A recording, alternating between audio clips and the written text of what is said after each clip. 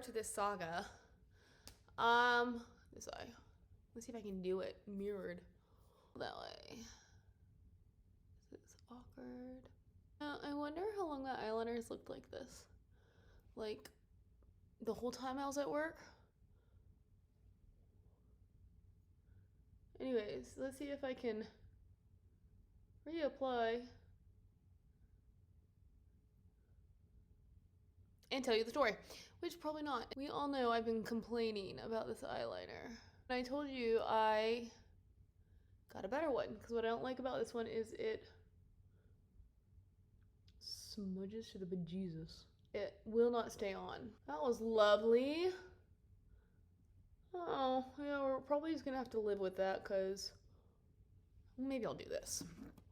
I'll just make my life a little easier. This one, I've been complaining about it because it will not stay on. My eyes are like droopy, so this doesn't always like to look the way it looks when I do this. Anyways, I'll get to my story. See, like it just disappears. And I look so tired today. I didn't do my eyebrows. Maybe that's part of it too. I don't really care, honestly. Let me get to my story. This eyeliner, love the application. I hate the way it wears. I went and I got a different brand, same styled applicator, and it's so much better. But then there were moments where I needed touch up because I tend to rub my eyes because I don't ever wear makeup. So I brought it with me and I left it in my bag and the lid came off. And so I was like, not a problem. The next time, like the next day, I kept it in my bag. The lid came off again. So moral of the story is I don't know how long the lid was not on my eyeliner and it dried out. So that was a waste of money. Thankfully, I did not throw this one out. Do I like that I'm using it? Absolutely not, but I don't really have a choice. I did just bite the bullet and bought a new one. And so I'm waiting on it. And I mean, like, guys, anybody out there know how to do makeup? Because I do not, for the life of me, know what to do. I guess that worked. To get this to show when my droopy eyelid droops. As soon as I open my eye, it transfers, and I just don't like it. But it was in my pocket because I knew I was going to need to do that. Yeah, somebody, if you know how to do makeup, please explain to me how to do my eyeliner. Anyways, that's the start to my story time today, which I should have done last week, so please forgive me if I am not fresh. I'm exhausted. What time is it? It's 11 o'clock. Please forgive me if I'm not fresh, because I'm not fresh. I'm going to try and get through this review, and it is so cold down here right now. Holy moly. I love it when it's cold. I love sleeping in the cold, but sitting stationary, not ideal. I should have done this review like a week ago, and I didn't. And it just occurred to me I have another book review to do, so am I gonna sit here for 2 hours to review 2 books? Probably not, because I have things to do. Today I'm finally getting to One of Us is Lying. If you don't know about it, there is a show on Peacock. I have not watched it yet. I'm trying to remember my first impression. I can't tell you how long ago it was that I read this book, 5-6 years maybe, and it was a favorable impression. Favorable enough that when One of Us is Next came out, I said, yes, let me read that book. I was underwhelmed by One of Us is Next. After reading One of Us is Lying, I felt like certain characters in One of Us is Next, namely Maeve, who is Bronwyn's sister, I was like, oh, wait a second. I kind of expected her to be this computer whiz genius hacker from this book. Like what was mentioned in the next book, I was like, I just completely forgotten. So I was expecting that in this book. And I didn't feel like she was that much of a hacker versus she just stumbled across the right site. Stealing a kid's library card number is not considered hacking. It's just not. Like, I could do that. Okay, technically, legally, yes, you hacked in to somebody else's account. But that doesn't take skill. So I felt like in retrospect, I was misled in One of Us is Next as to her skill level. Speaking of Maeve, let's just get into the cast of characters and the premise. We have a group of kids who find themselves in detention. One of their peers in detention is this guy named Simon. Simon runs a gossip rag, and he just tells on people, not naming names, not necessarily giving specifics, but giving just enough that everybody knows who he's talking about and what he means, and obviously that creates havoc. So they're all in detention together. Simon has a severe peanut allergy. He takes a sip of water from a community cup, not a community cup, but he normally carries his water bottle around, I guess, in order to prevent contamination. And for some reason, he doesn't have his water bottle. So he just grabs a cup from the stack, gets water, drinks it. Apparently there's peanut oil in it, and he dies. They can't find his EpiPen. There are no EpiPens in the nurse's office. He goes to the hospital and he dies. All 4 of the other members in detention are then viewed as suspects in the murder of Simon. What starts happening is post-mortem blog posts start cropping up, which gives each of these people a motive. We have Bronwyn Rojas, who, as I said, is Maeve's sister, and Maeve is slightly important. I don't know if important is the right word, but the main thing about Maeve is that she had cancer as a child, and it affected her upbringing, her childhood. She is fine now, but she had this moment where she, I guess, had a crush on somebody. She ended up going to a party and somehow made a fool of herself. Simon posted about this, called her out, and I was like, this guy doesn't really care about you. You looked like an idiot. It mortified her to the point where she stopped going out. So this then gave Bronwyn motive because she stood up for her sister on the internet, and therefore she had a reason to kill Simon. There's also Cooper Clay, who is a baseball player. He's a star baseball player, star pitcher, getting looked at by scouts. And the first article that comes out about him, so all 4 of these characters have POVs. He is afraid about what is going to be posted about him. Turns out not to be what he was fearing. It turns out to be a post accusing him of taking steroids in order to improve his velocity. Spoiler, the post he was afraid about was outing him as a gay man. This I thought was interesting because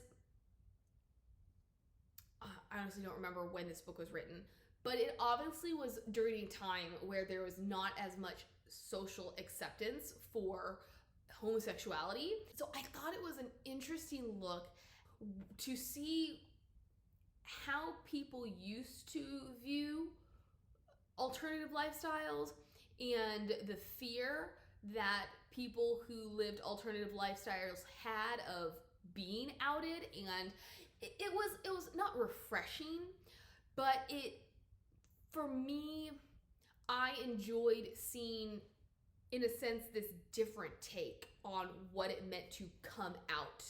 Because in books these days, it is all about, well, this is who I am, and there's no big deal made out of it because it's socially acceptable. And so we kind of forget what it was like to live contrary to what social norms were. So for a star baseball player, or just a baseball player in general, homosexuality was not okay. It was something that he would keep from his teammates. He was Southern, so I think the book takes place in California. He comes from Kentucky, so you come from a Southern family, it's even more of a no-no. So he's super afraid of his dad finding out. And then he is dating this girl, but apparently he was also seeing this guy. And so for me, I would have liked more about that evolution. He does make a statement as to sort of when he figured it out, But I would have liked to have seen, because we're coming from this perspective of it's not socially acceptable, I thought it would have been dynamic and it would have fleshed him out a bit to see I'm seeing something about myself that I don't want the world to know. And this is how I'm going to accept it in myself so that I feel the freedom to pursue a relationship, a same-sex relationship. But instead we sort of get a one-liner and then all of a sudden he's dating a German model. I wanted more development from that to kind of figure him out a little bit more. Am I explaining it well? Probably not. But as I said, it's 11 at night. I've had a long day and I'm going to move on. Then we have Nate, which can't remember his last name. I want to say Archibald, but it's not Nate Archibald. This is not Gossip Girl. Nate is the bad boy. He has a hard home life. What he is worried about being exposed is... What is he worried about? Okay, so Nate's secret, I couldn't remember it because it's not really much of a secret. He's the only one who sort of doesn't really have a secret. As I said, he's the bad boy, and as such, he had taken to selling drugs. He'd already gotten in trouble. He was currently on probation, but still he needed money because his dad was an alcoholic, wasn't bringing any money in, and so he was still selling drugs. So his fear or his secret was that Simon would expose that he was selling drugs again. But honestly, like, it's not that. I mean, yes, like, you're on probation and you break probation and you can get in a lot more trouble. But to me, it didn't feel as big of a deal. Really what it came down to was he became the lead suspect because of his reputation. And then the final one is Addie. Addie's secret is that she cheated on her boyfriend, Jake. They'd been together for a long time, years and years and years. They had waited to sleep together. And then not long after that, she experiences insecurities because she starts to think maybe he's not into her anymore. She ends up sleeping with somebody else. So that is what she's afraid is going to come out. It does, but sort of in an alternative way, because the post is published and it insinuates that she cheated, but what then happens is her sister Ashton, plays this really big role in One of Us Is Next, and I could not for the life of me remember who she was. And so I was thinking that she had a bigger role here, and she doesn't have that big of a role. She's a constant presence, but she's in the background, and so I was just like, again, I felt so misled. But her Ashton is suffering from a failed marriage. I mean, I think she's like 19 or 20, so the fact that she's married, I was like, what? But obviously there's this pressure from their mother to find value in a man, and that is what Ashton did. It did not work out. So now she's at home a lot. Addie comes to her with her fear, and Ashton's like, you need to tell Jake. So she does. He does not receive it well. And then what Addie realizes is that this post, just like every other post that Simon has ever posted, aren't specific. So, okay, it outs Addie as having cheated, but it doesn't actually say what she did. In the end, the truth should win out. Get it off your chest. Like, there was all this guilt. She cheated with this guy named TJ, who I liked TJ, and I was a little disappointed that in the end, Addie rejected him. I could see why she rejected him. I kind of liked that she rejected him, so we didn't have that HEA for her. But I also thought he was a character she should have given a chance, because he seemed like that whole, oh, I'm your boyfriend's best friend, but I'm the better option sort of character. But anyways, we would see them in the beginning being around each other, and we know something's going on. Like, she obviously doesn't like him. It is revealed to us before the post reveals it that what happened was that she had slept with him. I thought of the two girls, Addie was better than Bronwyn. Bronwyn was just boring. Oh, and side note here, none of these voice actors can do a Southern accent. It was painful. Anyways, like they made him, I don't know, maybe he was supposed to sound like a hick. When I think about Kentucky, I don't necessarily think about hick Kentucky, but I'm sure there's a lot of hick in Kentucky, just like there's a lot of hick in Georgia and any other southern state. But I thought they made him sound ridiculous. Or, yes, I completely buy the fact that at certain times his southern accent would get stronger. You know, he can have a total neutral accent, and then when he's tired, when he's stressed, whenever, his accent comes out.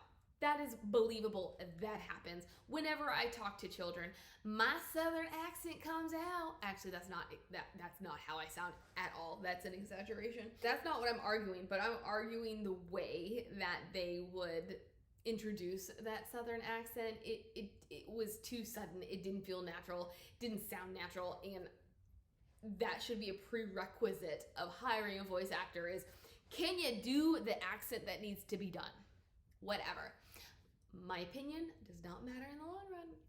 But of the two girls, I thought Bronwyn was super duper boring, and her voice actress didn't make it any better. The thing about Addie, and here's a spoiler before I spoil it, I liked the writing of this book. I liked the red herrings. I liked the back and forth. I liked how you didn't really know who killed Simon. I completely believed that our four main characters were innocent, but if they were innocent, then who was guilty? So I thought that was smart.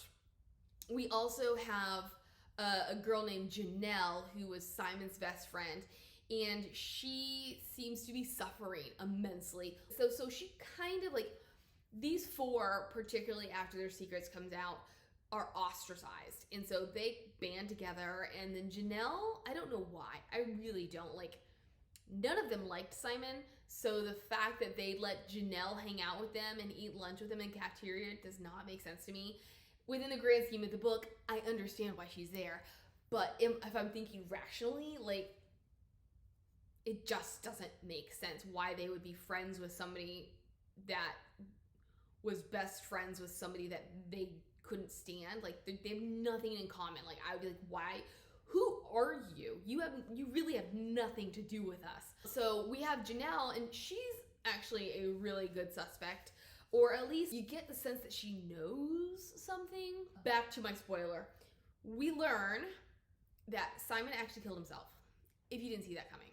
He orchestrated the whole event. So he placed burner phones in everybody's backpacks so that they would go off in this certain teacher's classroom, which would guarantee them detention. He arranged it so that there would be a car accident outside of the school, which would lead the teacher to leave the classroom. And then he arranged for all of these outposts to post-mortem. How many more times can I say that word? It was actually really clever the way that McManus set up this novel. Turns out Simon was extremely depressed, and that was the one thing that I'd kind of forgotten. I kept wondering, why would he kill himself? Like, just to make a point? And so at this point, I don't know. Like, I didn't quite buy his state of mind. So he was extremely depressed because he basically just wanted to fit in, and he felt rejected at every corner. His blog did not help him. In his anger, joins, I forget what it's termed, but this forum, this chat room where people talk about like school shootings and you know, stuff like that. And he has all these ideas about how you could have done it better and blah, blah, blah. And so it's all supposed to contribute to his state of mind.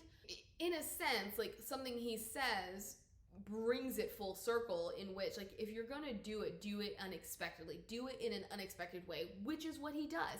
Take down people without them seeing it coming. But at the same time, I thought that this chat room felt out of place. Janelle was an accomplice. And can you guess who else was an accomplice? Jake. Simon learned about Addie's secret, and this is another thing that in somebody else's review, he pointed it out. I don't know, he or she. If nobody liked Simon, why would they tell him secrets? Is he paying them? And that's my question, not this other reviewer's question. Like, but it's valid. If you don't like a guy, why are you gonna tell him things? I mean, like, okay, if it's in exchange for something else, I completely get. But we never see that. We never learn that. We never understand why anybody would give secrets, like why they would play spy or turncoat for the most hated person in school. Somehow, Simon learns what Addie has done. We do not know how, we do not know why, we do not know by whom. The year before, Simon had finagled his way, cheated his way into homecoming court, and Jake had found out about that. So then Simon uses his secret about Addie to blackmail Jake into not saying anything, which I don't understand why that would be blackmail. Like, I mean, okay, you save face, but why would that? Maybe it's more of like mutually assured destruction in some way. Anyways, Jake was the driving force in the aftermath. Jake was so livid that he wanted to take Addie down. And the initial thought was to place blame on Addie, was to plant evidence with her, to point the finger at her. But then Janelle chickened out. All the blame was thrown at Nate. I understand anger. I understand how Jake feels about his girlfriend cheating on him and being super mad. Sailor Moon Cup. My sister made it for me. It's color changing. I think it's been a couple months, and he was that good of an actor that she had absolutely no idea. Like, he was able to control himself, where he is painted as a very controlling person, which I thought could have been done with more depth. I liked how it was sort of hinted at in the beginning, and then eventually it's just like full blown. But I wanted more of a build. I wanted to see more of it, and instead I went from 0 to 100. But a guy with that kind of an anger issue, with that kind of a controlling personality, I found it implausible that he could hold on to it for so long. I mean, the kind of revenge he wants to take tells me that that's not his personality. Like, he's not a slow burn. He doesn't plot and plan. He acts immediately. So I thought there's a little bit missing from that part of the plot. So let's transition over to Nate and Bronwyn. Yeah, they start dating, and okay, we all know my feelings. I am so cynical in terms of teenage love, young love at first sight. I just don't buy it. And these kids are going through this event 3 months, something like that. Maybe not even that long. And they're already in love. The way that they transitioned from nothing to romance, I thought was a bit sudden. I liked how, I mean, okay, I guess it's supposed to stem from how they actually used to both like each other when they were children. And so it wasn't hard to rekindle those emotions. Oh, and Bronwyn, her other secret is that she cheated. She felt this immense pressure to get into, I think it was Yale. And so she was failing chemistry, like she just couldn't get it. And she ended up accidentally stumbling across her teacher's future assignments. And so that's how she was able to pass chemistry. So obviously total opposites, like bad kid, shooting for the stars kid, oil and water. So I liked how we went from these people who shouldn't come together to, like, the first thing he really notices about her is her physical appearance. That, I feel like, is way in line with a guy who doesn't care about substance. He gives her a burner phone because, as I said, he's a drug dealer, which he actually does stop pretty quickly.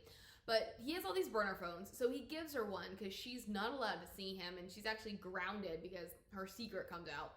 And so they do connect that way. So I can see how McManus developed them slowly, in a sense, but I don't know. Like, I really, really, really dislike. Like, I could completely buy extreme, like, lust, but love? Didn't think Bronwyn was that interesting, so I don't know why he liked her. They band together and, like, so they all get lawyers. Bronwyn, well, Nate doesn't because he's poor and he can't afford one and he has a lot of pride, and he keeps refusing her help to get him this lawyer, this guy named Eli from one of those law firms that takes on cases of people who are wrongly convicted. And so then when he is arrested, Bronwyn's like, I'm gonna do it anyway. They're just trying to figure out the mystery on their own, and Nate's lawyer, Eli in particular, is like, stop it. Quit getting in each other's business. Like, you guys need to stay apart, not be together. And so on one hand, I'm like, oh my gosh, this is another one of those cases where the adults can do nothing and the children are sticking their nose in everybody else's business and they're the ones who are going to solve it. And yes, that is true. But on the other hand, there would be no story without it. Like, if these main characters sat around, that would not be an interesting story. So on the whole, I didn't really care. Like, it didn't bother me that they were the ones that solved the mystery. But yeah, they put their hands in different pots and whatnot, and they came up with the answers. And so I thought it was clever how, in a way, Simon was the last person you'd expect to have been his own killer, just because of the way it was done. In retrospect, he kind of is the obvious choice. I didn't really need the end.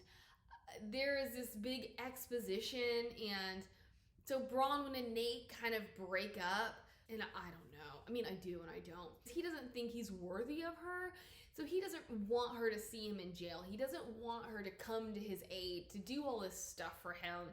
And so he just cold shoulders her, he ghosts her. She starts dating some other guy. He shows up at her play and they reconcile, and there we go. And then these two there's another big deal made out of them in One of Us Is Next. So they still have a tumultuous relationship. But I didn't need any of that. Like, I really didn't. I think this book could have been cut short by a couple chapters. And Addie, she, throughout this book, is learning to come to terms with herself versus a person whose only value is found in a man. And we see that with her mother, and her mother's having another failed marriage, and how her mother doesn't really seem to love her daughters. She just is raising them the wrong way with the wrong mindset, and with that mindset, she continues to put herself first.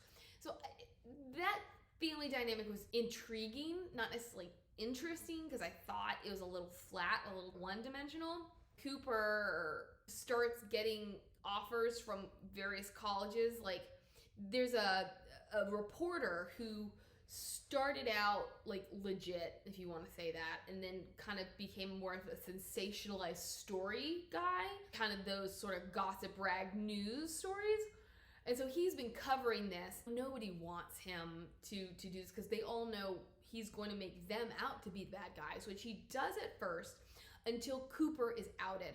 And for me, I would have liked a little bit more clarification on this, because all of a sudden, everybody knows that he's gay. The only people who apparently know are the police, because they are the ones who ended up finding the original file, because Jake did not want to be known. He didn't want to be associated with Cooper. He didn't want to be known as like, hey, my best friend is gay. And so he changed the post. But they found it, and then they're like, oh, you know, this makes you look suspicious. And then all the aspersion, the blame is cast on the police department. I feel like by doing that, McManus really is saying these guys are inept. And so my personal feeling is that Jake is the one who eventually let it slip. And I would have liked to have seen more of that. But let's move on to where that all came from. Apparently, this reporter is also gay, and he took such offense to the way that Cooper was outed and the way that this news was received by the community, by the colleges, by everything, that he all of a sudden was like, okay, now I'm on their side. So we are going to vilify everybody else. Where I was going before I lost my train of thought is that after this reporter, whoa, let me fix that. I don't want to look like a total moron. After this reporter does his reporting and makes these kids you look like the heroes, all of the schools are like, yeah, we'll support you. And we get Cooper being like, I don't really know if I want to be part of these programs. Like, there's this one program that backed me or showed interest in me no matter what. And even though it's not the program that my dad wants, even though it's not a D1 or a top 10 program, maybe I'm going to go for integrity. Yeah, I understand wrapping things up.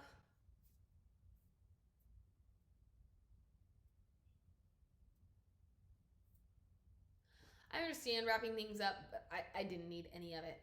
I thought she could have done it much more succinctly, and therefore it would have held my attention more. Sure, there was a lot more that I had to talk about. Apparently it was inspired by the Breakfast Club, and I definitely saw Breakfast Club meets Gossip Girl in the way of the narration, or the way that it's framed by this gossip angle. If I had to give it a star, I'd say a 4. It was good, but not great. There were enough issues like finding characters boring, finding that it lacked a little bit of dynamic development. What do you think of this book or any of her other books? Have you read them? Do you have a favorite, a least favorite?